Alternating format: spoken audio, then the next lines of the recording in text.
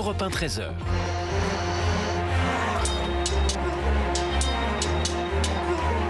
Voilà, petite bande son pour imaginer un spectacle de cap et d'épée.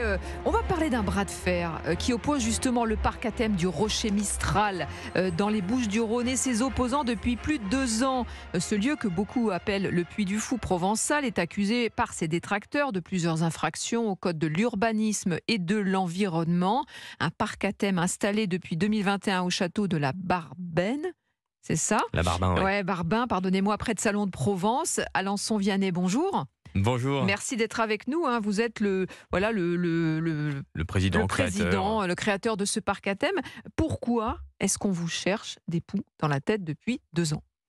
Écoutez, je pense qu'il y a une obstruction, si vous voulez, qui s'est mise en place très rapidement, avec en effet une opposition très localisée avec un maire qui est au pied du château, qui potentiellement peut avoir un conflit d'intérêts, et puis en parallèle aussi, on va dire des mouvements politiques locaux, qui rebondissent dessus avec une volonté de nuire et de faire fermer ce site qui met en valeur l'histoire. C'est un parc de loisirs historique, donc ça met en valeur l'histoire de France, l'histoire de la Provence, à côté d'un château millénaire.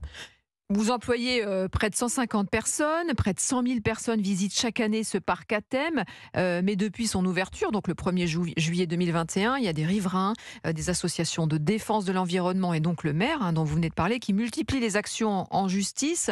Pour la plupart de ces actions en justice, d'ailleurs, vous êtes sortis vainqueurs, elles ont été déboutées. Elles ont toutes été gagnées par le Rocher Mistral. Il y a très peu de riverains avec le maire autour du château, donc puisqu'on est à 2 km du village. On est dans une zone touristique où il y a également un zoo qui s'appelle le zoo de la Barbaine qui accueille, si vous voulez, 300 000 visiteurs. Donc on a déjà du flux.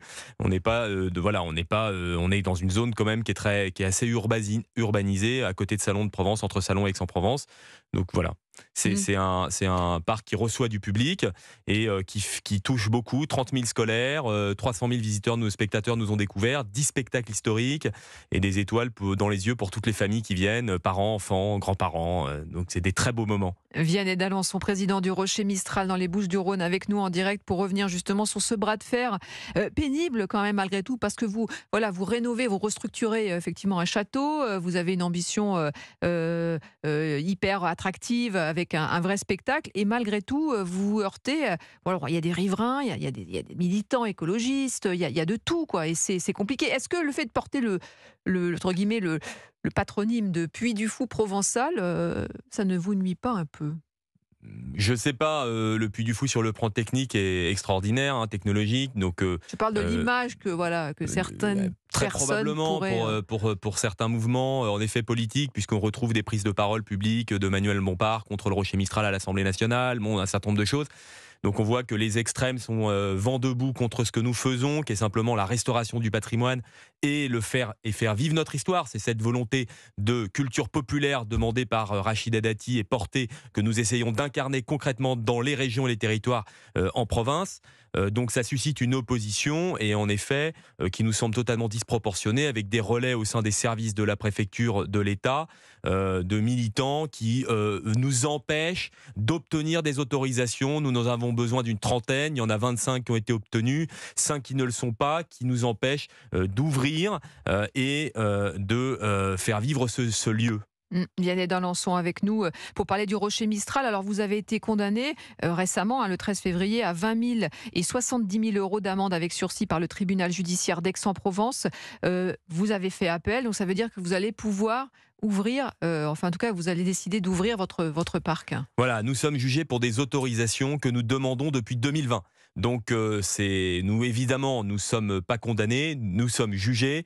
Et nous faisons appel de ce premier jugement en première instance, ce qui nous permet évidemment d'ouvrir et d'accueillir très largement le public à partir du 30 mars jusqu'à novembre, pendant les vacances de la Toussaint. On a ouvert aussi, puisqu'on a beaucoup de demandes de soutien, on a ouvert le site jesoutienlerochermistral.com pour nos défenseurs, pour qu'on puisse vraiment alerter les pouvoirs publics sur l'utilisation des réglementations et des normes que peuvent dénoncer aussi les agriculteurs pour empêcher et bloquer un site qui emploie 150 personnes, qui restaure le patrimoine, de le faire vivre. Alors, c'est très français ou c'est très régional, cette obstruction? Parce que vous le dites, hein, vous avez fait des demandes d'autorisation qui n'arrivent pas, des demandes de permis de construire qui n'aboutissent pas, vous êtes dans une espèce d'impasse et malgré tout, voilà, vous tenez bon quand même, vous essayez de faire avancer la machine, de faire travailler ces personnes, ces 150 salariés. Absolument, et alors quand on parle de permis de construire, s'il n'y a pas de construction à proprement parler avec fondation, c'est plutôt Des vous voyez, aménagements. une scène, des aménagements, une scène en bois pour jouer les lettres de Montmoulin, le curé de Cucugnan, bon, des Mais là, on vous choses charge des merveilleuses. coups dans la tête quand même pour une dalle de béton de 3 mètres carrés. De 2 mètres carrés 50, ouais, oui, bien voilà. sûr, exactement, qui permet de faire passer des handicapés, sinon on l'aurait pas fait. Donc, si vous voulez, c'est des contraintes. J'entends qu'il y a une réglementation, je l'entends, et j'accepte tout à fait la décision de justice. Ce que j'alerte moi, c'est l'obstruction qui m'emmène devant la justice. C'est-à-dire que, voilà, c'est vraiment le problème que j'ai aujourd'hui. Et vous n'arrivez pas à avoir un écho auprès des pouvoirs publics, du gouvernement, de l'État, du ministère de la Culture?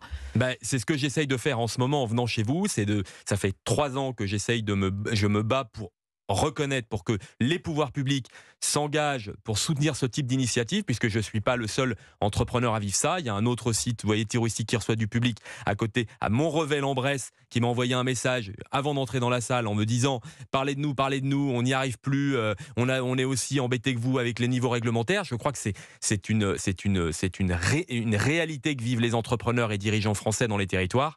Donc, on en crève en fait finalement un peu en France quand on a comme vous envie de restaurer du patrimoine, de toutes ces autorisations. On en crève. ces Il y a un blocages. sondage IFOP qui est sorti avec Urgence Patrimoine, qui est une magnifique association qui défend le patrimoine, qui est sorti la semaine dernière et qui dit que 86% des Français disent qu'il y a trop de réglementation pour les monuments historiques, ce qui empêche l'acquisition ou la transmission de ces monuments. Ça Ouais. veut tout dire. On a un pourcentage monumental en plusieurs dizaines de pourcents du patrimoine français qui va partir en ruine si on ne change pas de braquet. Pour finir, Yann d'Alençon, président du Rocher Mistral, on peut l'annoncer à nos auditeurs, votre parc sera ouvert à partir de... Du 30 mars, on vous accueille avec grande joie et des étoiles plein les yeux. Eh ben, merci beaucoup. Voilà, au moins on a fait le point sur ce bras de fer. On espère que vous allez trouver une solution, en tout cas, pour continuer à proposer ce très joli spectacle.